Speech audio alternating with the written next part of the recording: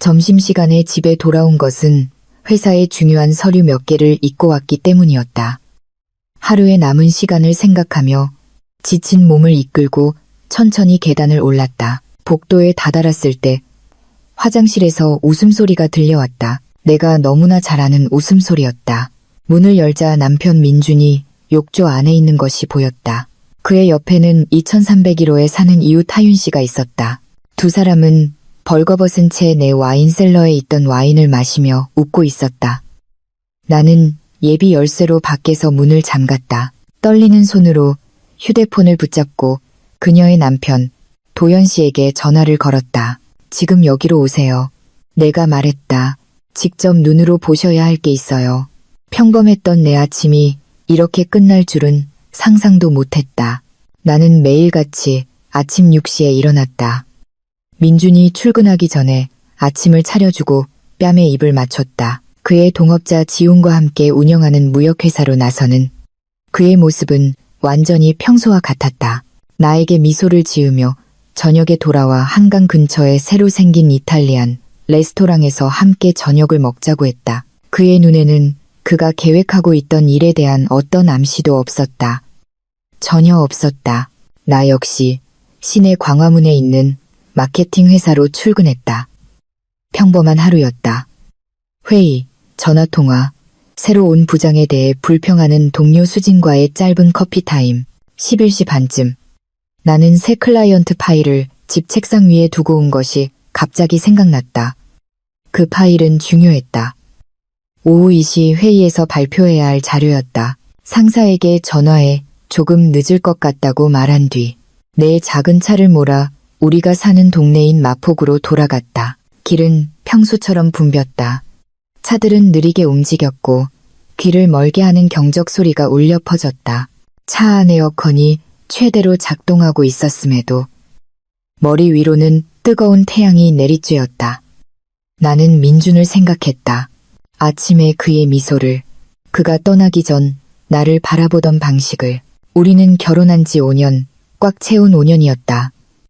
우리는 공동의 친구 결혼식에서 만났다.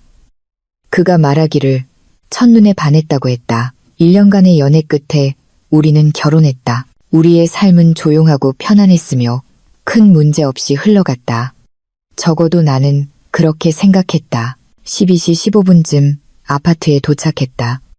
지정된 주차 공간에 차를 세우고 가방을 챙겨 엘리베이터를 타고 5층으로 올라갔다. 아파트 문을 열었을 때 모든 것이 조용했다. 이상할 정도로 조용했다. 보통 하윤 씨는 아파트에서 음악을 크게 틀어놓곤 했는데 오늘은 아무 소리도 들리지 않았다. 안으로 들어가 조용히 문을 닫았다. 늘 하던 대로 신발을 벗어 문 옆에 두었다. 파일을 가지러 곧장 서재로 향했다. 서재는 복도 끝 안방 옆에 있었다. 하지만 그곳에 도착하기 전에 웃음소리를 들었다. 내가 몇 년 동안 들어온 민준의 깊은 웃음소리와 또 다른 가볍고 명랑한 여성의 웃음소리였다. 나는 그 자리에 멈춰섰다. 심장이 빠르게 뛰기 시작했다. 이 소리는 어디서 오는 걸까? 민준은 지금 사무실에 있어야 할 시간인데 집에서 뭘 하고 있는 거지? 나는 주 화장실 문으로 다가갔다. 문이 살짝 열려 있었다. 웃음소리는 안에서 분명하고 가깝게 들려왔다. 손잡이에 손을 얹고 천천히 문을 열었다. 내가 본 광경에 나는 그 자리에 얼어붙었다. 민주는 큰 욕조 안에 있었다. 2년 전 우리가 함께 구입하며 휴식과 안락함을 위한 투자라고 여겼던 바로 그 욕조였다. 그는 벌거벗은 몸의 절반이 물에 잠긴 채 앉아 있었고 그의 옆에는 하윤 씨가 있었다. 매일 아침 엘리베이터에서 나에게 미소 짓던 하윤 씨. 설탕과 소금을 빌리러 오던 하윤 씨. 내가 여러 번 커피를 마시자고 아파트에 초대했던 하윤 씨. 그녀는 완전히 벌거벗고 있었다. 그녀의 긴 검은 머리는 어깨에 늘어뜨려져 있었다. 손에는 레드 와인잔이 들려 있었다.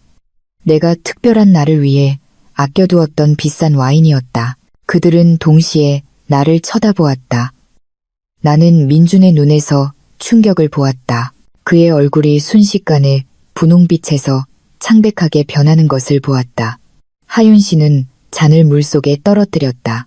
입은 벌어졌지만 아무 소리도 나오지 않았다. 시간이 멈췄다. 모든 것이 멈췄다. 나는 소리치지 않았다. 울지도 않았다. 아무것도 부수지 않았다. 그저 거기에 서서 내 실제 삶이 아닌 영화를 보는 것처럼 그들을 바라보았다. 그러고는 아주 차분한 동작으로 문을 닫았다. 주머니에서 예비 열쇠, 내가 항상 비상용으로 가지고 다니던 그 열쇠를 꺼내 밖에서 문을 잠갔다. 안에서 민준이 소리치는 소리가 들렸다. 그가 문을 세게 두드리며 내 이름을 반복해서 부르는 소리를 들었다. 하지만 나는 응답하지 않았다. 거실로 걸어가 소파에 앉았다. 가방에서 휴대폰을 꺼냈다. 손은 떨렸지만 정신은 완전히 맑았다. 연락처에서 도연 씨의 번호를 찾았다. 도연 씨는 하윤 씨의 남편으로 대기업에서 일하는 친절한 엔지니어였다. 엘리베이터나 입주민 회의에서 몇 번 본 적이 있었다. 그는 항상 정중하게 미소 지으며 안부를 물었다. 그를 잘 알지는 못했지만 언젠가 하윤 씨가 비상시에 연락하라며 그의 번호를 줬기 때문에 알고 있었다. 전화를 걸었다. 신호음이 1번, 2번, 3번 울리고 그가 받았다. 그의 목소리는 평범한 근무일에 전화를 받는 사람처럼 차분하고 정상적이었다. 나는 단호한 목소리로 말했다. 안녕하세요, 도현 씨. 5층 사는 지은입니다. 지금 즉시 저희 집으로 오셔야겠어요. 직접 보셔야 할 게 있습니다.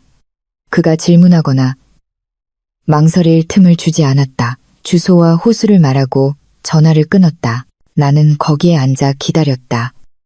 민준이 여전히 문을 두드리며 소리치고 애원하는 소리를 들었다.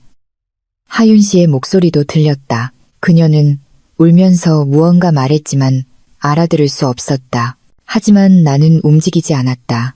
소파에 앉아 앞벽을 바라보며 모든 것과 아무것도 아닌 것에 대해 생각했다. 어떻게 우리가 여기까지 왔을까? 이게 언제부터 일어난 일일까? 이번이 처음일까? 아니면 내가 모르는 다른 때가 있었을까? 질문들이 머릿속을 맴돌았지만 답을 찾을 수 없었다. 내가 아는 것이라고는 10분 전에 내가 알던 내 인생이 끝났다는 것뿐이었다. 모든 것이 변했다. 모든 것이 무너졌다. 15분 후 초인종 소리가 들렸다. 나는 조용히 일어나 문으로 걸어가 열었다. 도연 씨가 거기에 서 있었다. 정장에 파란 넥타이를 메고 있었고 걱정스럽고 당황한 표정이었다. 나를 보고 미소를 지으려 했지만 미소는 완성되지 못했다. 무슨 일이죠? 그가 물었다. 괜찮으세요? 나는 대답하지 않고 들어오라는 손짓만 했다. 그의 뒤에서 문을 닫았다. 화장실에서 들려오는 비명은 여전히 계속되고 있었고 민주는 이제 더 세게 문을 두드리고 있었다. 소리를 들었을 때 도연 씨의 얼굴이 변하는 것을 보았다. 그는 커진 눈으로 나를 바라보았다. 누가 저기 있습니까? 그가 물었다. 나는 차분한 목소리로 말했다. 저와 함께 가시죠. 나는 화장실을 향해 걸었고 그는 나를 따랐다.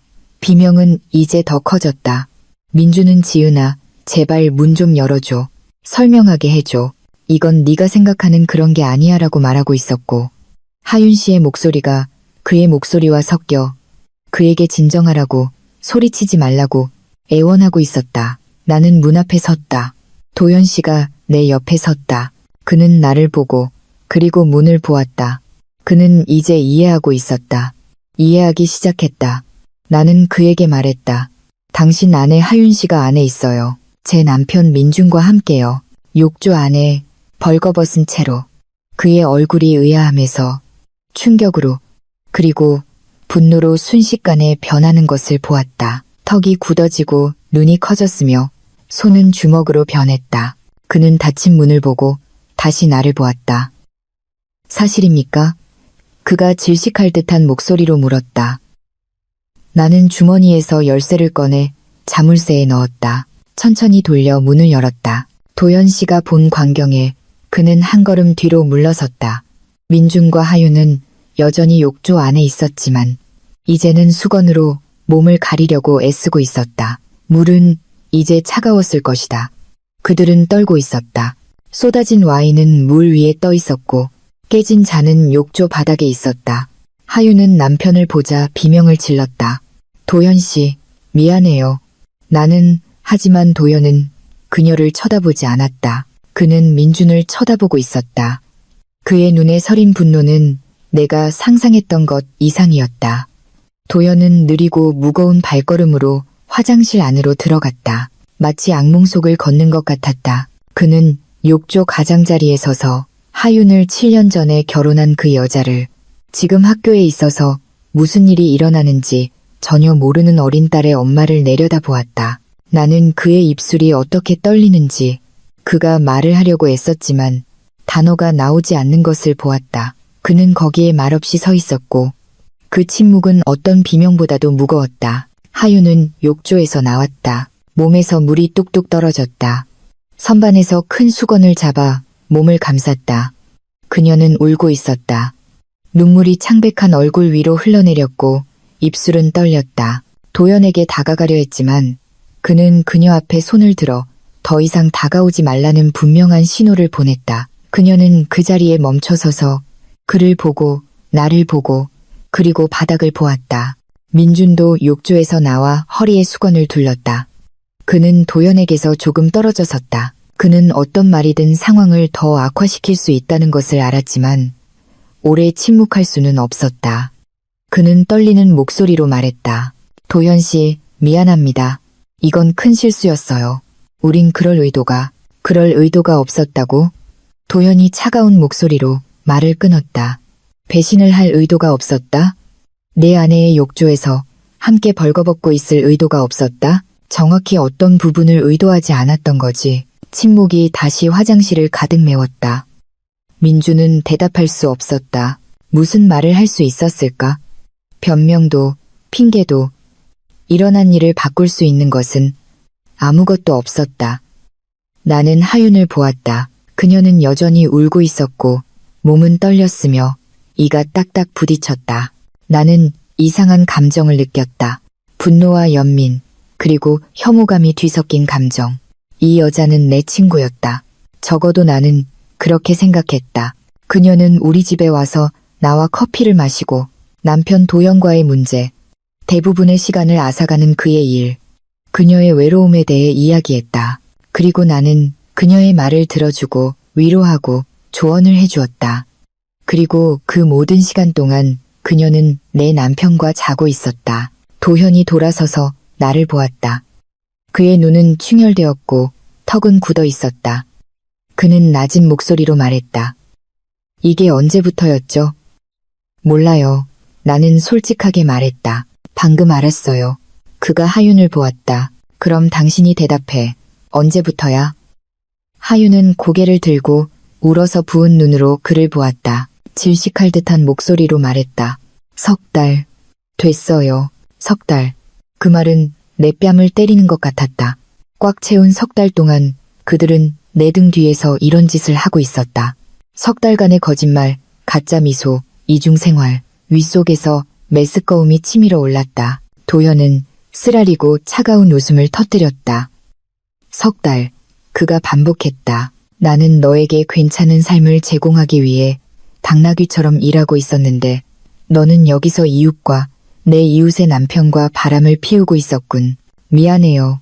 정말 미안해요. 하윤이 울었다. 실수였어요. 한 번의 실수라고.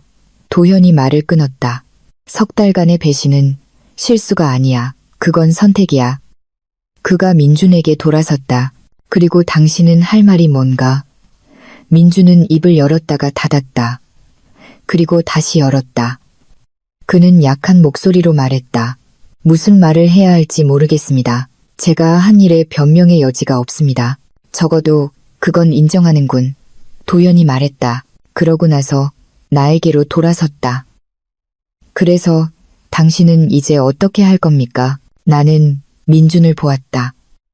내가 사랑했던 남자, 내가 결혼했던 남자, 나에게 충실과 존중을 약속했던 남자. 그는 거의 벌거벗고 젖고 떨며 작고 약하고 비참해 보였다. 나는 더 이상 그를 알아보지 못했다. 어쩌면 나는 그를 전혀 알지 못했는지도 모른다. 나는 차분하지만 단호한 목소리로 말했다.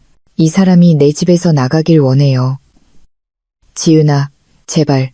민준이 말했다. 우리 얘기 좀 하자. 내가 설명하게 해줘.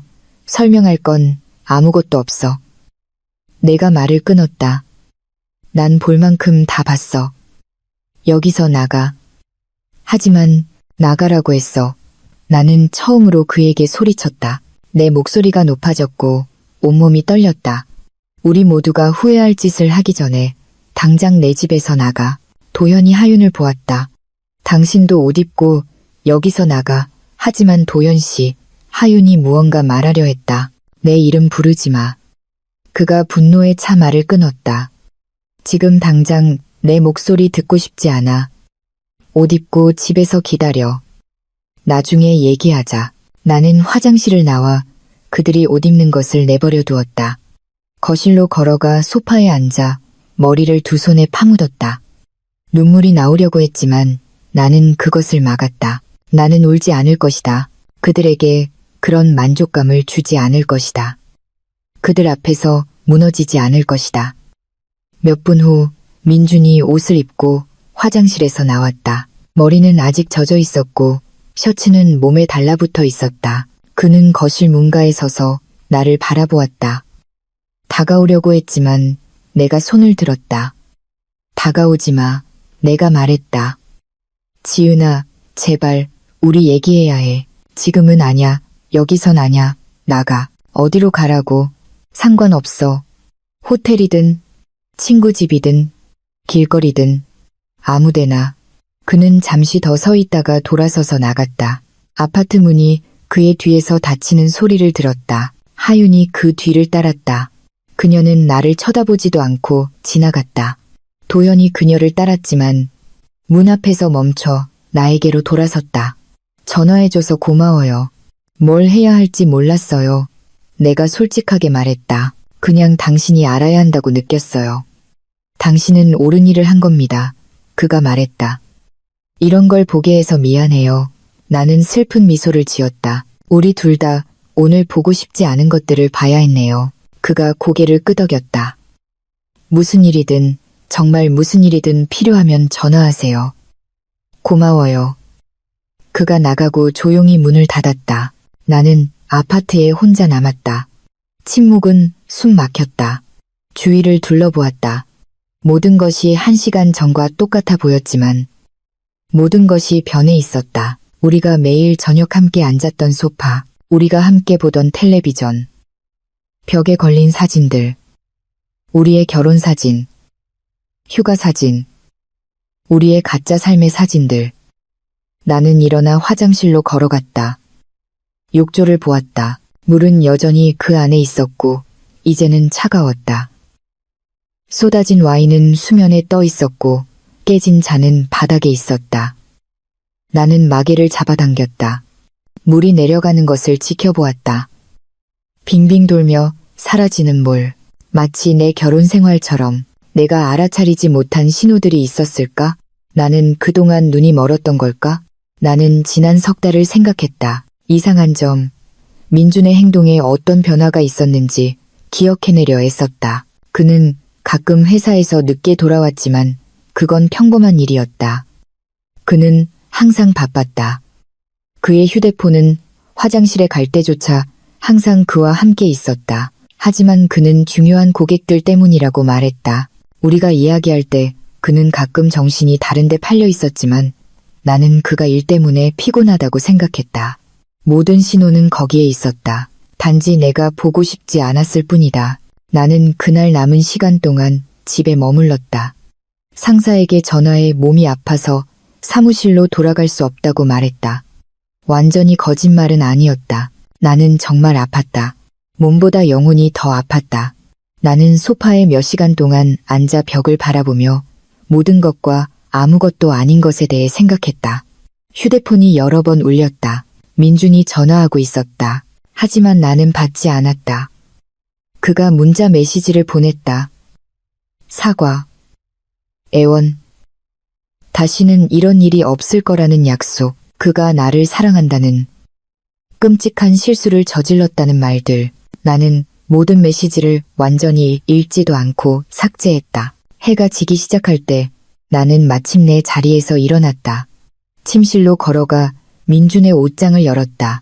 그의 모든 셔츠가 순서대로 걸려 있었다. 그의 정장들, 그의 신발들이 깔끔하게 정렬되어 있었다. 나는 옷장 위에서 큰 여행 가방을 꺼냈다. 그의 모든 옷을 그 안에 던져 넣기 시작했다. 나는 옷을 접지도 정리하지도 않았다. 그냥 되는 대로 던져 넣었다. 모든 옷 조각이 무언가를 떠올리게 했다. 저 파란 셔츠는 작년 그의 생일에 내가 사준 것이다. 저 회색 정장은 그의 사촌 결혼식에서 입었던 것이다. 저 가죽 신발은 그가 아주 좋아했던 것이다. 모든 것에는 이야기가 있었고 이제 모든 이야기는 고통스러워졌다. 나는 가방 3개를 가득 채웠다. 그것들을 거실로 끌고 나와 문 옆에 두었다. 아파트를 다시 한번 둘러보았다. 이곳은 우리의 아파트였다. 우리의 집, 우리의 안전한 피난처가 되어야 할 곳이었다. 하지만 더 이상 그렇지 않았다. 더 이상 안전하지도 피난처도 아니었다. 저녁 8시 문을 두드리는 소리가 들렸다. 민주는 아닐 것이다. 그는 열쇠가 있으니까. 문을 열자 회사 동료인 수진이 서 있었다. 그녀는 음식 봉투를 들고 있었다. 나에게 걱정스러운 미소를 지었다. 아프다고 들었어. 그녀가 말했다. 죽이랑 신선한 빵 좀 가져왔어. 내가 필요할 것 같아서. 나는 그녀의 친절한 얼굴을, 진정한 걱정으로 가득 찬 그녀의 눈을 보았다. 내 안에서 무언가 무너지는 것을 느꼈다. 하루 종일 유지하려고 애썼던 모든 힘이 사라지기 시작했다. 내 의지와 상관없이 눈물이 쏟아지기 시작했다. 지은아, 무슨 일이야? 수진이 재빨리 안으로 들어와 문을 닫으며 물었다. 나는 말을 할 수 없었다. 그저 거기에 서서 울었다. 수진이 나를 안아주었다. 등을 토닥여 주었다. 나를 소파로 이끌었다. 우리는 앉았고 나는 천천히 그녀에게 모든 것을 이야기하기 시작했다. 집에 돌아온 것부터 화장실 문을 연 것, 민준과 하윤을 본 것, 도연에게 전화한 것까지 모든 것을. 수지는 내 말을 끊지 않고 들어주었다. 내가 말을 마쳤을 때 그녀는 내 손을 굳게 잡았다. 단호한 목소리로 말했다. 너는 강한 여자야. 지윤아, 네가 생각하는 것보다 훨씬 더 강해. 넌 이걸 이겨낼 거야. 강하게 느껴지지 않아. 내가 말했다. 길을 잃은 기분이야. 그건 당연해. 그녀가 말했다. 한순간에 내 세상 전체가 산산조각 났잖아. 길을 잃은 기분이 드는 건 당연해. 하지만 시간이 지나면 다시 내 길을 찾게 될 거야. 나는 알아. 수지는 그날 밤 나와 함께 있어 주었다. 죽을 데워서 배가 고프지 않았음에도 억지로 좀 먹게 했다. 우리는 늦게까지 모든 것과 아무것도 아닌 것에 대해 이야기하며 앉아 있었다. 그녀가 곁에 있다는 것만으로도 위안이 되었다. 내가 이 세상에 완전히 혼자는 아니라는 느낌을 주었다. 한밤중 수진이 손님방에서 잠든 후 나는 침대에 누웠다. 민준과 함께 쓰던 침대. 이제는 너무나 크고 텅 비고 차갑게 느껴졌다. 천장을, 어둠을 바라보며 내가 어떻게 여기까지 왔는지 이해하려 애썼다. 우리가 처음 만났던 날을 기억했다. 우리 공동의 친구 결혼식에서였다. 나는 친구들과 함께 테이블에 앉아 있었고 민주는 옆 테이블에 있었다. 우리는 저녁 내내 눈빛을 교환했다. 파티가 끝날 무렵 그가 나에게 다가와 전화번호를 물었다. 나와 이야기하지 않고는 파티를 떠날 수 없었다고 말했다. 그는 매력적이고 친절하고 진심으로 관심 있어 보였다. 다음 날 나에게 전화했고 우리는 데이트를 했다. 그리고 또 다른 데이트, 또 다른 데이트. 나는 그와 빠르게 사랑에 빠졌고 그도 나를 사랑한다고 말했다. 그 모든 감정은 진짜였을까? 아니면 그저 연기였을까? 그는 정말로 언젠가 나를 사랑했을까? 아니면 나는 그저 편리한 선택이었을 뿐일까? 질문들이 나를 괴롭혔고 언젠가 그 답을 얻을 수 있을지 알 수 없었다. 다음 날 전화벨 소리에 잠이 깼다. 모르는 번호였다. 잠시 망설이다가 받았다. 한 남자가 부드럽지만 진지한 목소리로 말했다. 지은 씨 되십니까? 네, 저는 김 변호사입니다. 민준 씨가 연락하라고 해서요. 아파트와 관련해서 협의할 사항에 대해 이야기하고 싶어 합니다. 나는 그와 지금 이야기하고 싶지 않다고 말했다. 그가 할 말이 있다면 변호사를 통해 서면으로 보내라고 했다. 그리고 전화를 끊었다. 참 빠르네, 생각했다. 24시간도 채 지나지 않았는데 그는 변호사를 보냈다. 직접 오려고 하지도 않았다. 얼굴을 보고 이야기하려고 하지도 않았다. 변호사를 보냈다. 그것만으로도 그가 이 문제를 해결하는데 얼마나 관심이 있는지 충분히 알 수 있었다. 수진이 일어나 우리를 위해 커피를 끓였다. 우리는 부엌에 앉아 조용히 커피를 마셨다. 그녀는 내가 지금 말이 아니라 침묵이 필요하다는 것을 알았다. 잠시 후 그녀는 회사에 가야 한다고 말했다. 하지만 저녁에 다시 오겠다고 했다. 그녀는 내 이마에 입을 맞추고 떠났다. 나는 다시 혼자가 되었다. 앉아서 생각만 하는 대신 생산적인 일을 하기로 결심했다. 아파트 청소를 시작했다. 모든 것을 빨고 모든 구석을 닦았다. 화장실을 특히 꼼꼼하게 청소했다. 그 끔찍했던 날의 모든 흔적을 지웠다. 청소가 끝났을 때 아파트는 완전히 깨끗해졌지만 내 안의 고통은 사라지지 않았다. 오후에 다시 문을 두드리는 소리가 들렸다. 이번에는 하윤 씨였다. 나는 문 뒤에 서서 열지 않았다. 지은 씨, 제발 문 좀 열어줘요. 그녀가 질식할 듯한 목소리로 말했다. 얘기 좀 해야 해요. 우리가 할 얘기는 없어. 내가 문 뒤에서 말했다. 제발, 부탁이에요. 정말 미안해요. 당신을 상처 줄 의도는 없었어요. 내가 끔찍한 실수를 저질렀다는 거 알아요. 실수? 나는 그 단어를 반복했다. 슈퍼마켓에서 우유 사는 걸 잊어버린 것처럼 말하네. 이건 실수가 아니야. 이건 석 달 동안 계속된 의도적인 배신이야. 알아요. 알아요. 그녀가 울었다. 용서해달라고 하는 게 아니에요. 그냥 내가 후회하고 있다는 걸 알아줬으면 해서요. 나는 침실로 가서 문을 닫았다. 귀에 이어폰을 꽂고 그녀의 목소리가 들리지 않도록 음악을 크게 틀었다. 잠시 후 노크 소리가 멈췄다. 그녀는 갔다. 사흘이 지났다. 꼬박 사흘 동안 나는 아파트에서 나가지 않았다. 수지는 매일 저녁 와서 음식을 가져다 주고 억지로 먹게 하고 내가 잠들 때까지 머물렀다. 그 어두운 날들 동안 그녀는 나의 천사였다. 나흘째 되는 날 나는 회사로 돌아가기로 결심했다. 영원히 숨어 지낼 수는 없었다. 어떻게 해야 할지 몰랐지만 삶은 계속되어야 했다. 사무실에서 모두가 평범하게 행동하려고 애썼지만 나는 그들의 시선과 속삭임을 느꼈다. 수진이 그들에게 말했거나 아니면 다른 방식으로 소문이 퍼졌을 것이다. 우리 사회에서 비밀은 오래가지 못한다. 모두가 알고 있었다.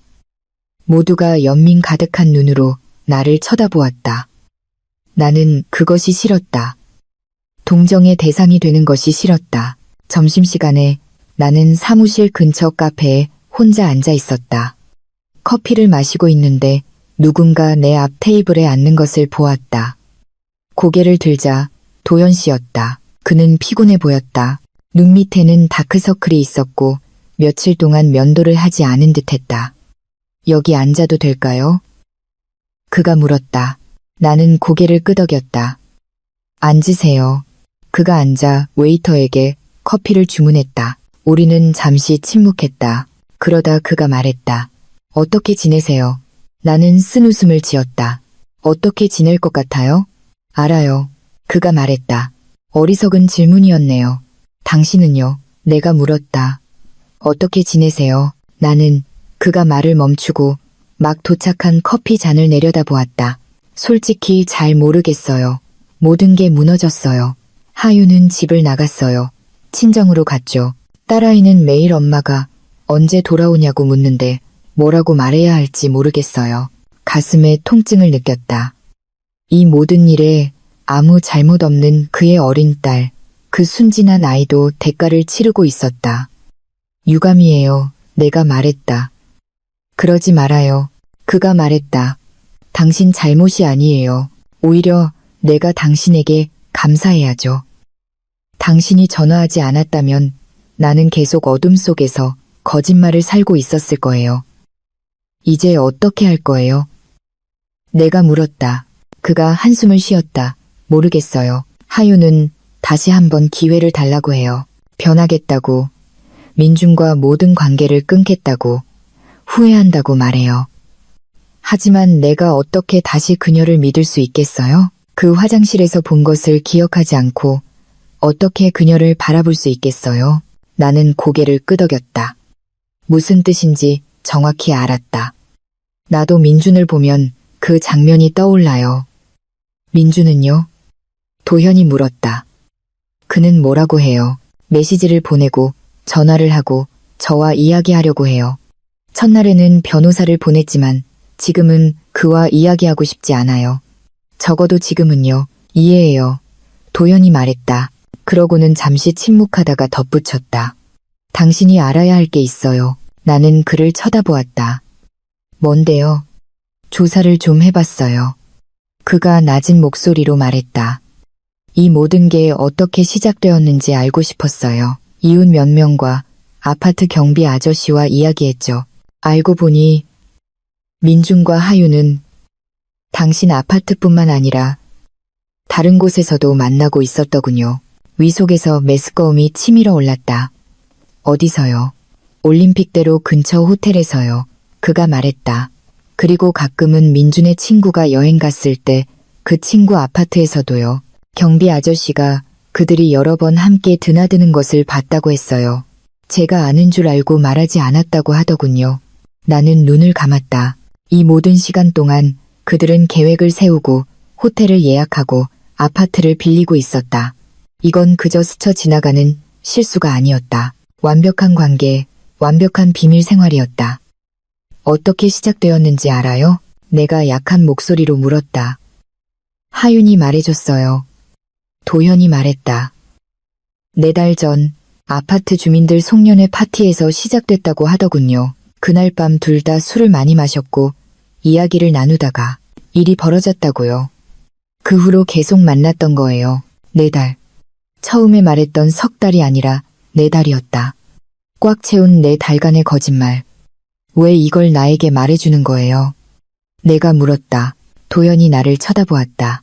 당신은 모든 진실을 알 자격이 있으니까요. 민준이 이 일을 축소하려고 할 거라는 걸 알기 때문이에요. 그저 실수였다고, 순간의 약함이었다고 말하겠죠. 하지만 그렇지 않았어요. 4달 동안 매일 반복된 선택이었어요. 고마워요. 내가 진심으로 말했다. 당신에게도 쉽지 않은 일이었을 텐데요. 우리는 같은 배를 탔어요. 그가 말했다. 이 이야기의 패배자들이죠. 도현은 커피를 다 마시고 떠났다. 나는 사무실로 돌아왔지만 집중할 수 없었다. 그의 말이 머릿속을 맴돌았다. 4달, 호텔, 친구의 아파트, 송년회 파티, 모든 세부 사항이 고통을 더 깊게 만들었다. 저녁에 집에 돌아왔을 때 문 밑에 봉투가 하나 있었다. 열어보니 민준이 직접 쓴 편지였다. 사랑하는 지은에게 그가 썼다. 내가 나와 이야기하고 싶어 하지 않는다는 걸 알아. 이해해. 하지만 제발 내가 설명하게 해줘. 이건 끔찍한 실수였어. 내 인생 최대의 실수. 나는 생각하지 못했어. 약했고 어리석었어. 하지만 나는 너를 사랑해. 이 세상 무엇보다도 너를 사랑해. 제발 이걸 바로잡을 기회를 줘. 내가 너에게 걸맞은 사람이라는 걸 증명할 기회를 줘. 나는 편지를 찢어서 쓰레기통에 버렸다. 공허한 말들, 그녀를 만날 계획을 세우면서 나에게 몇 번이나 사랑한다고 말했을까?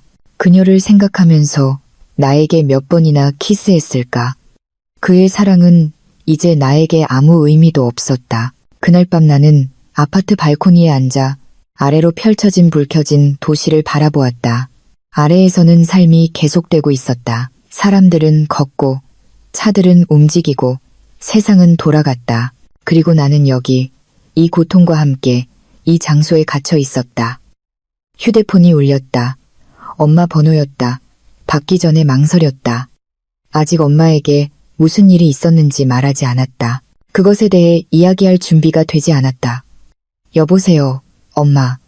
나는 평범하게 보이려고 애쓰며 말했다. 지은아, 내 딸, 엄마의 다정한 목소리가 들렸다. 어떻게 지내니?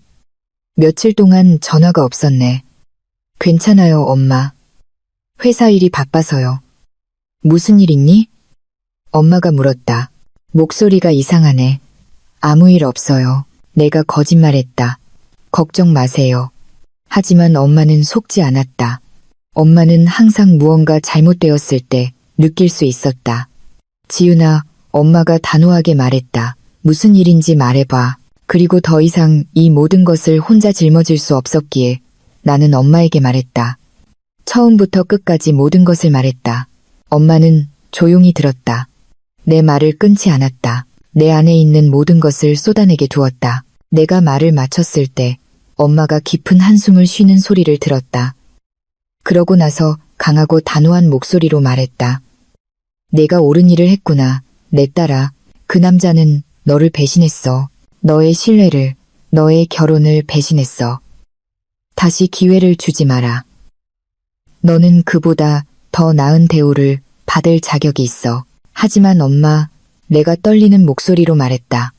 5년의 결혼 생활이잖아요. 함께한 모든 시간, 모든 추억들. 추억은 남겠지.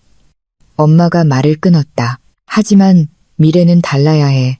너를 존중하지 않는 사람과 미래를 만들 수는 없어. 이혼해라, 지은아. 이혼하고 새 삶을 시작해. 엄마의 말은 명확하고 단호했고 옳았다. 나는 엄마가 옳다는 것을 알았다. 하지만 그것을 인정하고 결혼의 끝을 받아들이는 것은 내가 할 수 있는 가장 어려운 일이었다. 다음 날 아침, 나는 결심을 했다. 수진이 추천해준 김 변호사라는 강인한 여성 변호사에게 전화했다. 같은 날로 예약을 잡았다. 그녀의 사무실에 들어섰을 때 나는 50대, 짧은 회색 머리, 두꺼운 안경, 모든 것을 꿰뚫어 보는 듯한 날카로운 눈을 가진 여성을 마주했다. 앉으세요. 그녀가 단호하지만 거칠지 않은 목소리로 말했다. 무슨 일인지 말해보세요. 나는 1000번은 더한 이야기를 다시 했다. 이야기할 때마다 조금씩 쉬워졌고 조금씩 덜 고통스러워졌다. 아니면 내가 그저 무감각해지고 있었는지도 모른다. 김 변호사는 집중해서 듣고 메모를 하고 구체적인 질문을 했다. 마침내 그녀는 펜을 내려놓고 나를 보았다. 그녀는 말했다. 사건은 명확합니다.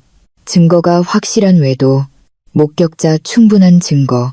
우리는 유책 사유로 이혼 소송을 제기할 수 있고 모든 면에서 당신이 유리할 겁니다. 아파트, 위자료, 당신의 모든 권리는 보장될 겁니다. 시간이 얼마나 걸릴까요? 내가 물었다. 절차는 몇 달 정도 걸릴 수 있습니다. 그녀가 말했다. 하지만 제가 최상의 결과를 얻도록 확실히 하겠습니다. 민준 씨는 이 일에서 빠져나갈 수 없을 겁니다. 하윤 씨는요? 내가 물었다. 그녀에게는 아무것도 할 수 없나요? 김 변호사는 고개를 저었다. 법적으로 당신의 법적 관계는 남편과만 있습니다. 하지만 스캔들 자체만으로도 그녀에게는 처벌이 될 겁니다. 우리 사회에서 여성의 평판은 중요하고 그녀가 한 일은 퍼져나갈 겁니다. 그녀는 그녀 나름의 대가를 치르게 될 겁니다. 나는 변호사 사무실을 나오면서 이상한 감정을 느꼈다. 안도감과 슬픔이 뒤섞인 감정, 결정을 내렸다는, 앞으로 나아가는 구체적인 한 걸음을 내디뎠다는 안도감, 그리고 이것이 있었던 모든 것의 진정한 끝, 최종적인 끝을 의미한다는 슬픔. 돌아오는 길에 작은 카페에 들렀다. 야외에 앉아 민트차를 주문했다. 날씨는 좋았고 가벼운 산들바람과 따뜻한 햇살이 있었다. 사람들은 지나가고 웃고 이야기했다. 평범한 삶. 나는 다시 그 평범한 삶을 갈망했다. 젊은 부부가 손을 잡고 함께 걸어가는 것을 보았다. 그들은 미소 짓고 있었다. 가슴에 찌르는 듯한 아픔을 느꼈다. 우리도 언젠가 저렇게 보였을까? 사람들이 우리를 보고 얼마나 행복해 보일까 생각했을까? 그 모든 것은 환상이었다. 휴대폰이 울렸다. 민준이었다. 일주일 만에 처음으로 받기로 결심했다. 내가 차가운 목소리로 말했다. 지은아. 그의 떨리고 절박한 목소리가 들렸다. 받아줘서 고마워. 제발, 우리 얘기해야 해. 할 얘기 없어. 내가 말했다. 제발 그렇게 말하지 마. 제발. 설명할 기회 딱 한 번만 줘. 설명은 충분히 했잖아. 내가 말했다. 내 달간의 배신, 호텔들, 내 친구의 아파트, 모든 것. 그가 힘들게 숨쉬는 소리가 들렸다. 누가 그런 말을 했어. 상관없어. 내가 말했다. 중요한 건 이제 내가 모든 진실을 안다는 거야.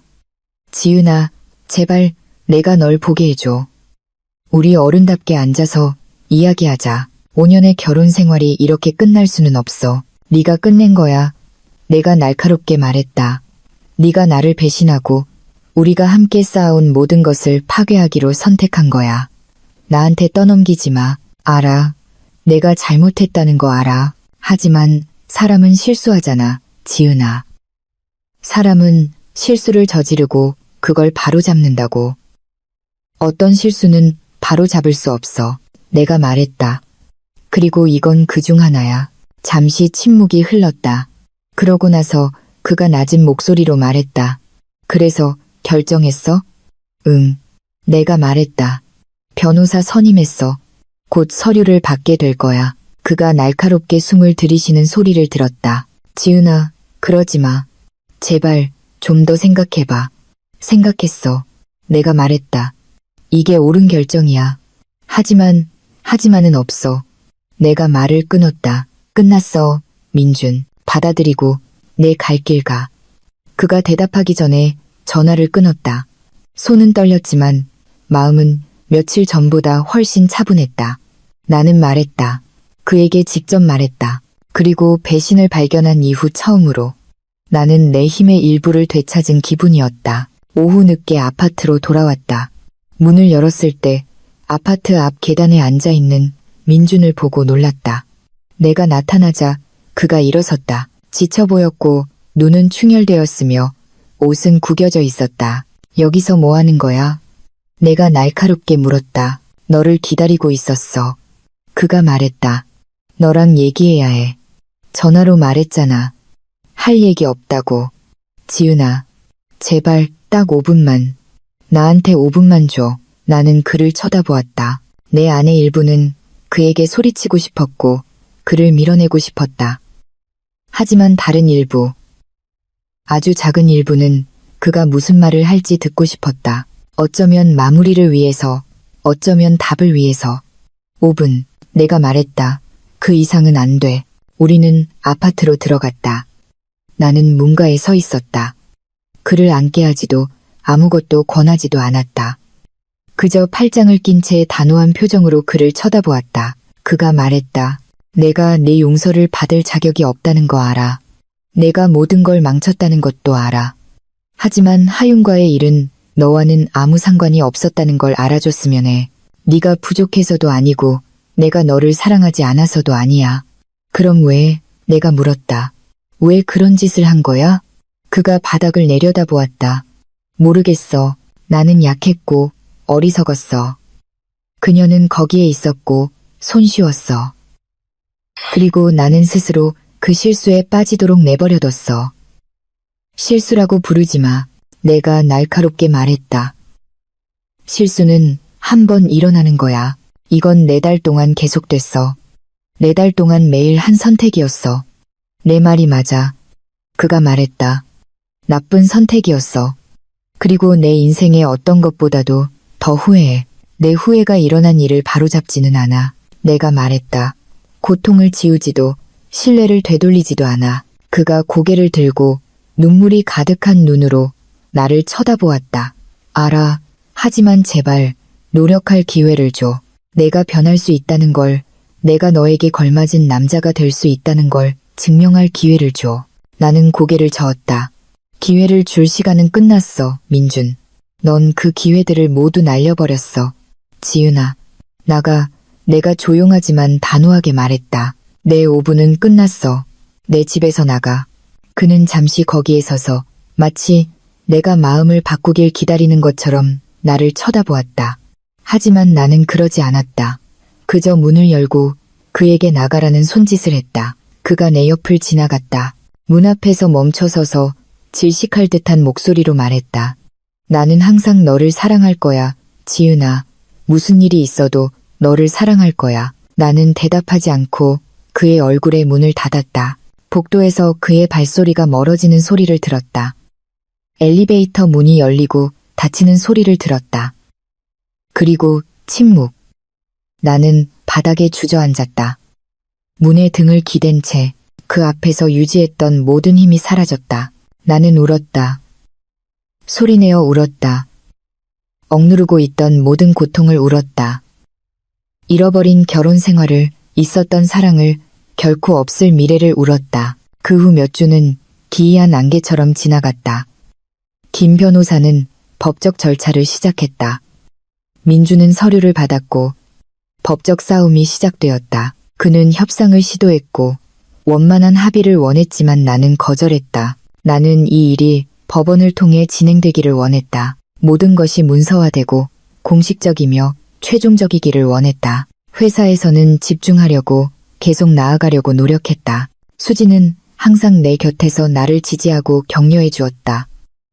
집에서는 대부분의 시간을 혼자 보내며 내 삶을 재건하고 다시 나 자신을 찾으려 애썼다. 하지만 나아졌다고 생각할 때마다 작은 무언가가 민준을, 우리를 떠올리게 했고 나를 다시 출발점으로 되돌려 놓았다. 법적 절차가 시작된 지 한 달쯤 지난 어느 날 도현 씨가 나를 찾아왔다.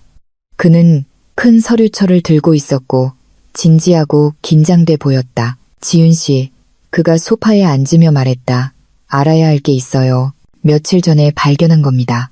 나는 걱정스럽게 그를 쳐다보았다. 뭔데요? 그가 서류철에서 사진 뭉치를 꺼냈다. CCTV에서 인쇄한 사진들이었다. 호텔 입구, 주차장, 카페 등 다양한 장소에서 찍힌 민준과 하윤의 사진이었다. 이건 어디서 구했어요? 내가 물었다. 보안 회사에서 일하는 친구가 있어요. 도현이 말했다. 도와달라고 부탁했죠. 모든 세부 사항을 알고 싶었어요. 나는 사진들을 보았다. 그들이 함께 웃고 손을 잡고 있는 모습. 모든 사진이 내 심장에 새로운 칼날을 박는 것 같았다. 하지만 이게 전부가 아니에요. 도현이 말했다.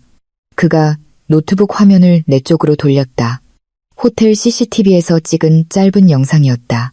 민준과 하윤이 함께 호텔로 들어간다. 민준이 그녀의 허리에 손을 얹고 그녀는 웃는다.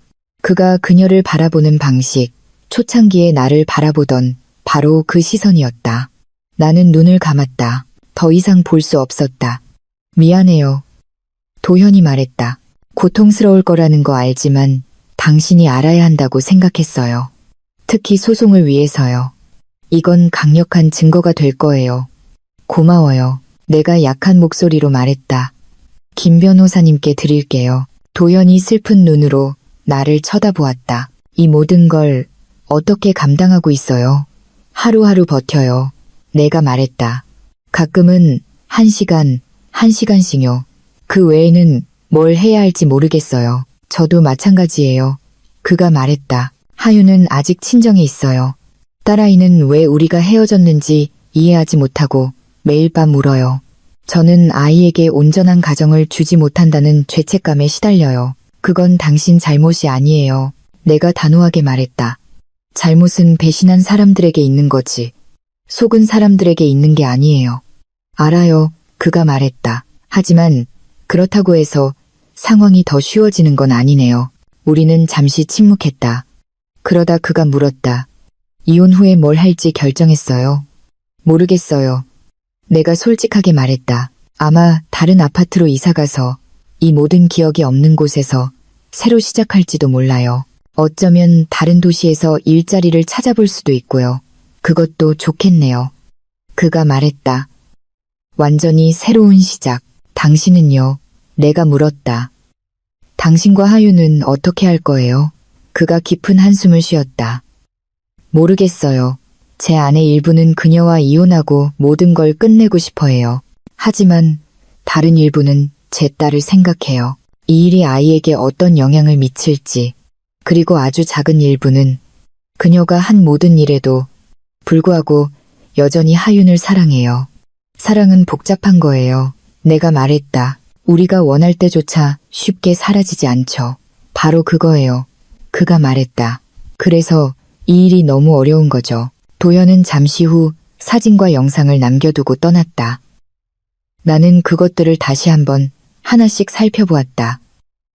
모든 사진은 이야기였고 모든 사진은 배신의 순간이었다. 나는 그것들을 모두 모아 봉투에 넣었다. 다음 회의 때 김 변호사님께 드릴 것이다.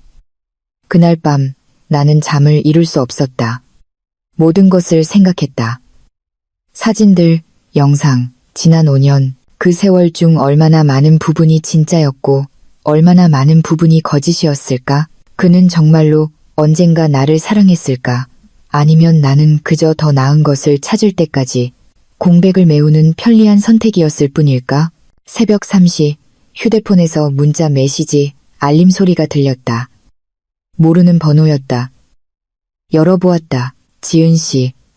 메시지는 이상하게도 격식 있는 문체로 쓰여 있었다. 저는 민준의 친구입니다. 몇 년 전에 함께 일했죠. 두 분 사이에 무슨 일이 있었는지 알아요. 당신에게 도움이 될 만한 것을 알려드리고 싶어요. 민준은 하윤 씨 이전에도 다른 관계들이 있었어요. 저는 당신과 결혼 생활 중에 그가 만났던 여자를 적어도 2명 알고 있습니다. 자세한 내용을 원하시면 이 번호로 연락 주세요. 목구멍에서 메스꺼움이 치밀어 올랐다. 다른 관계들. 하윤뿐만이 아니었다. 다른 여자들. 몇 명이나? 언제부터? 어떻게 내가 아무것도 눈치채지 못했을까? 나는 떨리는 손으로 휴대폰을 붙잡았다. 내가 알고 싶은 걸까? 더 자세한 내용을, 이 악몽을 더 깊이 파헤치고 싶은 걸까?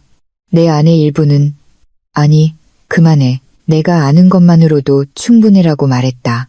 하지만 다른 일부는 그래, 모든 것을 알아야 해. 아무리 고통스럽더라도 모든 진실을 마주해야 해라고 말했다. 나는 그 번호로 전화를 걸었다. 신호음이 여러 번 울린 후 한 여자가 받았다. 목소리는 차분하고 성숙했다. 지은 씨? 그녀가 물었다. 네. 내가 말했다. 메시지 보내신 분 맞으세요? 네. 그녀가 말했다. 제 이름은 나래예요. 민준이 자기 회사를 차리기 전에 예전 회사에서 같이 일했어요. 메시지에서 다른 관계들에 대해 안다고 하셨는데요. 내가 직접적으로 말했다. 네, 그녀가 말했다. 적어도 2명 알아요. 첫 번째는 예전 회사의 비서였어요. 관계는 약 1년 정도 지속됐죠.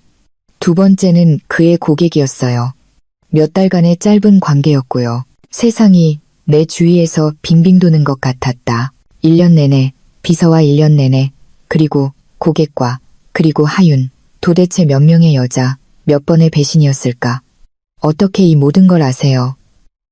내가 물었다. 저는 그의 주변에 가까이 있었어요. 그녀가 말했다. 여러 가지를 보고 들었죠. 그리고 하윤과의 스캔들에 대해 듣기 전까지는 당신이 모른다는 사실을 몰랐어요. 당신이 모든 진실을 알아야 한다고 느꼈어요. 왜 지금 말해주시는 거예요? 내가 물었다. 왜 전에는 말해주지 않았어요? 저는 당신을 개인적으로 몰랐어요. 그녀가 말했다. 그리고 제가 개입할 권리가 있는지 확신할 수 없었어요. 하지만 지금 당신이 그와 법적으로 맞서고 있으니 이 정보가 도움이 될 거라고 생각했어요. 증거가 있나요? 내가 물었다. 문서화된 무언가요? 물질적인 증거는 없어요. 그녀가 말했다. 하지만 저는 그 여자들의 이름과 대략적인 날짜를 알아요. 원하신다면 그 정보를 드릴 수 있어요. 원해요. 내가 단호하게 말했다. 모든 것을 원해요. 그녀는 이름들, 날짜들, 그녀가 아는 모든 세부사항을 나에게 주었다. 나는 모든 것을 받아 적었다. 쓰는 동안 손이 떨렸다. 내가 모르는 여자들의 이름들, 우리의 행복했던 기억이라고 생각했던 것들과 겹치는 날짜들. 우리가 결혼 2주년을 축하하던 바로 그 시기에 그는 비서와 함께 있었다. 우리가 제주도로 여행을 계획할 때 그는 시내 호텔에서 고객을 만나고 있었다. 내 안에서 무언가 무너지는 것을 느꼈다. 고통보다 더 깊은 무언가, 해방과도 같은 무언가. 이제 알겠다. 이제 전체 그림이 보인다. 나는 상상한 것이 아니었다. 미친 것이 아니었다. 과장한 것이 아니었다. 그는 진정한 거짓말에 능숙한 전문가였다. 그는 거의 결혼 생활 내내 이중 생활을 했다. 아침에 나는 곧장 김 변호사의 사무실로 갔다. 예약 없이 들어갔다. 분노가 혈관에서 들끓었다. 김 변호사는 내 얼굴을 보고 걱정스럽게 나를 쳐다보았다. 무슨 일이죠? 그녀가 물었다. 나는 메모를 그녀의 책상 위에 던졌다. 하윤이 처음이 아니었다는 걸 알게 됐어요. 내가 분노로 떨리는 목소리로 말했다.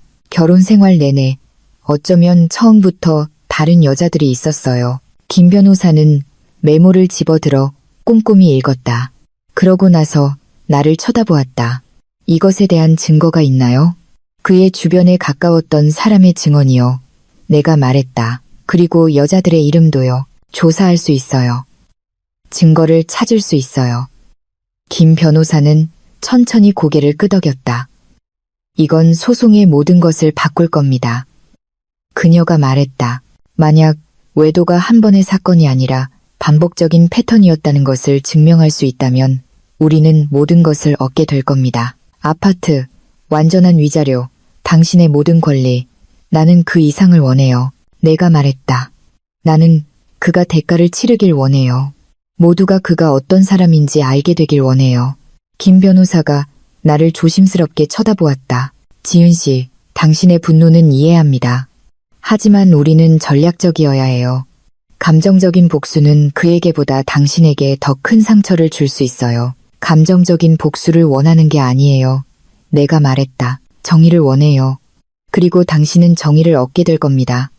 김 변호사가 단호하게 말했다. 제가 약속하죠. 나는 그녀의 사무실을 나오면서 불타오르는 기분이었다.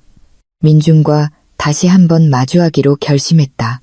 하지만 이번에는 내가 발견한 모든 진실을 가지고 나는 그에게 전화해서 저녁에 아파트로 오라고 했다. 그는 놀란 듯 했지만 동의했다. 저녁 7시에 그가 왔다. 피곤해 보였지만 눈에는 희미한 희망의 빛이 있었다. 아마도 내가 마음을 바꿨다고 생각했을 것이다. 전화해줘서 고마워. 그가 들어서며 말했다. 다시는 나를 보고 싶어 하지 않을 거라고 생각했어. 앉아. 내가 차갑게 말했다. 그가 소파에 앉았다. 나는 그의 앞에 팔짱을 끼고 섰다. 하윤이 처음이 아니었지. 그렇지. 내가 직접적으로 말했다. 나는 그의 얼굴이 변하는 것을 보았다. 무슨 말이야? 나는 주머니에서 메모를 꺼내 그의 앞 테이블에 던졌다. 예전 회사 비서, 1년 내내, 그 고객, 몇 달, 그리고 하윤, 4달, 정확히 몇 명이야. 우리 결혼 생활 동안 몇 명의 여자와 잤어. 그는 메모를 집어들어 그것을 보고 그리고 나를 보았다. 누가 이걸 너에게 말해줬어. 상관없어. 내가 말했다. 중요한 건 이제 내가 안다는 거야. 내 배신이 한 번이 아니었다는 걸. 스쳐 지나가는 실수가 아니었다는 걸. 그건 삶의 방식이었어. 지은아, 나는 내가 말을 끊었다. 더 이상 거짓말은 없어. 지금 당장 진실을 원해. 모든 것. 그가 일어나 나에게 다가오려고 했지만 나는 뒤로 물러섰다. 그는 주머니에 손을 넣은 채 거기에 서서 바닥을 내려다보았다. 내 말이 맞아. 그가 마침내 낮은 목소리로 말했다. 다른 여자들이 있었어. 정확한 숫자는 몰라. 세고 있지 않았으니까. 세고 있지 않았다고? 내가 비웃음 섞인 목소리로 반복했다. 마치 물건이나 숫자인 것처럼. 그런 뜻이 아니었어. 그가 말했다. 그런 식으로 생각하지 않았다는 뜻이야. 순간들이었고 실수들이었어. 반복적인 실수들. 내가 말을 끊었다. 5년 내내 어떻게 그럴 수 있었어? 어떻게 나를 보고 키스하고 사랑한다고 말하면서 다른 여자들과 잘 수 있었어? 그가 마침내 나를 쳐다보았고 나는 그의 눈에서 전에는 보지 못했던 무언가를 보았다. 후회도 부끄러움도 아닌 포기와도 같은 무언가. 모르겠어. 그가 말했다. 나는 약했고 이기적이었고 모든 것을 원했어. 너와의 안정감과 다른 여자들과의 스릴을. 스릴. 내가 씁쓸하게 말했다. 내가 집에서 너무 재미있어서 다른 곳에서 스릴이 필요했나 보네. 그런 게 아니야. 그가 재빨리 말했다. 너와는 상관없어. 나와 내 문제야. 모든 바람둥이가 그렇게 말하지. 내가 말했다. 내가 아니라 나라고. 항상 같은 변명. 그게 사실이니까. 그가 말했다. 너는 훌륭한 아내였어. 지은아. 문제는 나한테 있었어. 그걸 알았다면 왜 계속한 거야? 왜 나를 떠나지 않았어? 왜 나를 거짓말 속에 사는 바보로 만드는 대신 품위 있는 삶을 살도록 내버려 두지 않았어? 내 목소리가 이제 높아졌다. 억눌렸던 모든 분노가 터져나왔다. 내가 겁쟁이였으니까. 그도 소리쳤다. 너를 원했고 다른 삶도 원했으니까. 선택할 용기가 없었으니까. 너는 겁쟁이가 아니었어. 내가 경멸이 뚝뚝 묻어나는 목소리로 말했다. 너는 이기적이었어. 대가를 치르지 않고 모든 것을 원했어. 집에는 충실한 아내를, 밖에는 애인들을 원했어. 안정과 모험을 원했어. 모든 것을 원했고, 이게 나에게 어떤 영향을 미칠지는 단 한순간도 생각하지 않았어. 내 말이 맞아. 그가 목소리가 갈라지며 말했다. 모든 게 내 말이 맞아. 나는 이기적이야. 나 자신만 생각했어. 드디어 솔직한 말이네. 내가 말했다. 드디어 진정한 인정. 그가 눈물을 글썽이며 나를 쳐다보았다. 이걸 바로잡기 위해 내가 뭘 할 수 있을까? 그냥 말해줘. 내가 뭘 하면 돼? 나는 차갑고 거친 웃음을 터뜨렸다. 아무것도 없어. 넌 이걸 바로잡을 수 없어. 네가 부순 것은 다시 붙일 수 없어. 지은아, 제발. 나가라고 했어. 내가 말했다. 내 집에서 나가. 그리고 다시는 돌아오지 마. 법정에서 보자. 하지만 나가. 내가 소리쳤다. 우리 모두가 후회할 짓을 하기 전에 당장 나가. 그는 마지막으로 잠시 거기에 서서 나를 쳐다보았다. 그러고 나서 천천히 돌아서서 문을 향해 걸어갔다. 나가기 전에 마지막으로 한번 돌아보았다. 미안해. 지은아. 그가 질식할 듯한 목소리로 말했다. 내가 표현할 수 있는 것보다 더 미안해. 나도 미안해. 내가 말했다. 너 같은 사람과 내 인생의 5년을 낭비한 게 미안해. 그가 나가고 문을 닫았다. 나는 거기에 서 있었다. 온몸이 분노와 고통과 피로로 떨렸다. 그러고 나서 몇 주 만에 처음으로 안도감과 비슷한 무언가를 느꼈다. 나는 모든 것을 말했다. 모든 것을 쏟아냈다. 모든 진실로 그와 마주했다.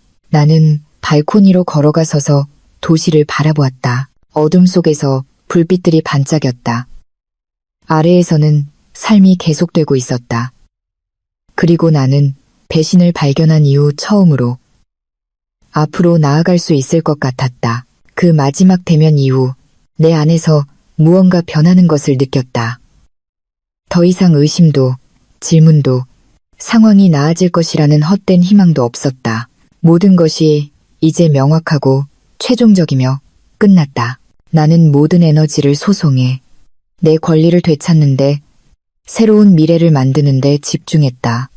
김 변호사는 열심히 일했다. 증거를 모으고 증인들과 이야기하고 반박할 수 없는 강력한 소송을 구축했다. 도현 씨도 도움을 주었다. 그가 가진 모든 정보를 제공했다. 심지어 나에게 연락했던 나래 씨도 필요하다면 증언하기로 동의했다. 법적 절차는 석 달이 걸렸다. 석 달간의 재판, 서류, 변론, 협상.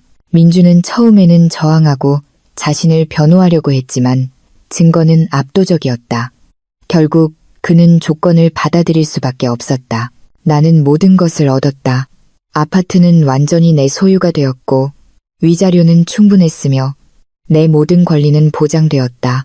판사가 최종 판결문에 서명한 날, 나는 법정에 앉아 기이한 감정의 소용돌이를 느꼈다. 안도, 슬픔, 분노, 해방. 모든 것이 함께했다. 김 변호사와 함께 법원을 나왔다. 그녀가 자랑스러운 미소로 말했다. 해냈군요. 당신이 받을 자격이 있는 모든 것을 얻었어요. 해주신 모든 것에 감사해요. 내가 말했다. 이건 제 일이죠. 그녀가 말했다. 하지만 그 이상으로 저는 정의를 믿어요. 그리고 당신은 오늘 당신의 정의를 얻은 겁니다. 나는 거리로 나와 신선한 공기를 마셨다. 이상한 가벼움을 느꼈다. 마치 큰 짐이 어깨에서 내려진 것 같았다. 이것은 한 챕터의 끝이었지만 또한 새로운 챕터의 시작이었다. 그 후 몇 주 동안 나는 내 삶을 새로 정리하기 시작했다. 아파트에서 민준을 떠올리게 하는 모든 것을 치웠다. 남아있던 그의 몇 안 되는 옷들을 기부했고 모든 공동의 사진을 치웠다. 가구를 재배치하고 색깔을 바꾸고 공간을 완전히 다르게 보이게 만들었다. 이곳은 더 이상 우리의 집이 아니었다. 내 집이 되었다. 수지는 모든 단계에서 나와 함께했다. 정리하고 청소하고 내 삶을 재건하는 것을 도와주었다. 어느 날 저녁 우리가 발코니에서 차를 마시고 있을 때 그녀가 나에게 말했다. 네가 자랑스러워. 알지? 나는 그녀를 쳐다보았다. 왜? 네가 무너지지 않았으니까. 그녀가 말했다. 무너지고 포기할 수도 있었지만 너는 그러지 않았어. 싸웠고 내 권리를 되찾았고 이제 새로운 삶을 만들고 있잖아. 나는 미소 지었다. 좋은 도움이 있었지. 그럴지도. 그녀가 말했다. 하지만 힘은 내 안에 있었어. 나는 그냥 그걸 드러내는 걸 도왔을 뿐이야. 회사에서는 승진했다. 상사는 어려운 상황을 업무 성과에 영향을 주지 않고 처리한 내 방식에 감명받았다. 새로운 직책은 더 큰 책임과 더 높은 급여를 가져왔다. 모든 면에서 새로운 시작이었다. 이혼 후 넉 달쯤 지난 어느 날 슈퍼마켓에서 도연 씨를 우연히 만났다. 그는 어린 딸과 함께 장을 보고 있었다. 나를 보고 미소 지었다. 지훈 씨, 그가 말했다. 어떻게 지내세요? 잘 지내요. 내가 말했다. 당신은요? 그는 사탕을 고르는 딸을 내려다보았다. 우리도 괜찮아요. 그가 말했다. 상황이 천천히 나아지고 있어요. 하윤 씨는요? 내가 물었다. 그가 한숨을 쉬었다. 이혼했어요. 그가 말했다. 일어난 일을 극복할 수 없었어요. 딸은 저와 함께 살고 하윤은 주말에 아이를 봐요. 나는 고개를 끄덕였다. 안타깝네요. 그러지 말아요. 그가 말했다. 옳은 결정이었어요. 저는 이제 제 딸에게, 아이에게 안정된 삶을 주는데 집중하고 있어요. 좋네요. 내가 말했다. 당신은 훌륭한 아빠예요. 그가 미소 지었다. 고마워요. 당신은요? 인생에 새로운 소식이라도 있나요? 나는 고개를 저었다. 아무것도요. 지금은 나 자신에게 내일의 결혼이라는 틀 밖에서 내가 누구인지 재발견하는데 집중하고 있어요. 그거 중요하죠. 그가 말했다. 우리는 치유될 시간이 필요해요. 우리는 잠시 더 이야기하고 헤어졌다. 차를 몰고 집으로 돌아오면서 그의 말을 생각했다. 치유. 내가 치유되었을까? 아니, 완전히 치유되지는 않았다. 여전히 고통이 있고 여전히 슬픔과 분노를 느끼는 순간들이 있다. 하지만 나는 길 위에 있었다. 앞으로 나아가고 있었다. 그리고 당분간은 그것으로 충분했다. 내가 집에 돌아와 욕실에서 민준과 하윤을 발견했던 그날로부터 1년이 지났다. 극심한 고통의 1년, 늦은 밤 시간에 울었던 1년, 나 자신과 사랑에 대해 알았던 모든 것에 대해 의문을 가졌던 1년. 하지만 그것은 또한 성장의 1년이었고 내 힘을 재발견한 1년이었으며 다시 내 두 발로 서는 법을 배운 1년이었다. 지금의 내 삶을 보면 모든 것이 얼마나 변했는지 거의 믿을 수 없다. 고통스러운 기억으로 가득 찼던 아파트는 나의 안전한 피난처, 나의 색깔과 꿈으로 재구성한 나만의 공간이 되었다. 이제 그곳의 모든 구석에는 나를 배신한 누군가의 흔적이 아닌 나만의 흔적이 담겨 있다. 새로운 가구, 벽에 걸린 그림, 심지어 공간의 향기까지 다르다. 이곳은 더 이상 우리의 집이 아니다. 내 집이다. 내 일은 상상하지 못했던 방식으로 번창하고 있다. 내가 받은 승진은 나에게 새로운 문을, 이전에는 탐험하기 두려워했던 기회들을 열어주었다. 나는 내 결정에 더 자신감을 갖게 되었고 내 야망에 더 대담해졌다. 더 이상 누군가의 승인을 기다리지 않는다. 내 가치를 알기 위해 다른 사람의 확인이 더 이상 필요하지 않다. 친구들과의 관계는 그 어느 때보다 깊고 강해졌다. 수지는 단순한 직장 동료 이상이 되었다. 그녀는 내 자매, 언제든 의지할 수 있는 사람이 되었다. 가장 어두운 시절에 내 곁을 지켜준 사람들, 나를 판단하지 않은 사람들, 내가 무너졌을 때 나를 안아준 사람들의 소중함을 배웠다. 내가 민준을 용서했을까? 이 질문을 많이 받는다. 대답은 아니오다. 나는 그가 한 일에 대해 언젠가 그를 용서할 수 있을 거라고 생각하지 않는다. 하지만 나는 그 일을 넘어섰다. 그는 더 이상 내 생각을 지배하지 않는다.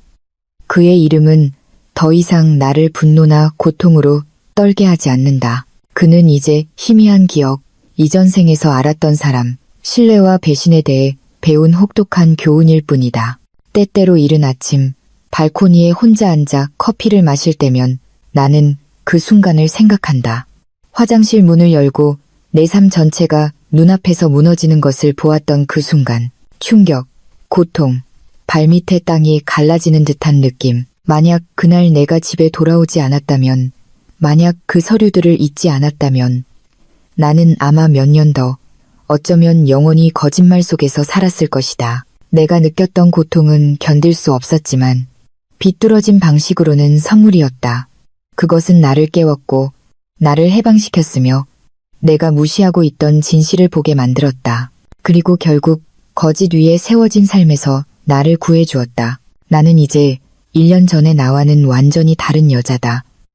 더 강하고 더 의식적이며 나 자신과 내가 진정으로 삶에서 원하는 것에 더 연결되어 있다. 나는 이제 내 가치를 안다. 나는 존중, 충실, 진정한 사랑을 받을 자격이 있다는 것을 안다. 그리고 어떤 상황에서도 그 이하로는 절대 타협하지 않을 것이다. 삶은 계속되고 날들은 지나가고 세상은 돌아간다.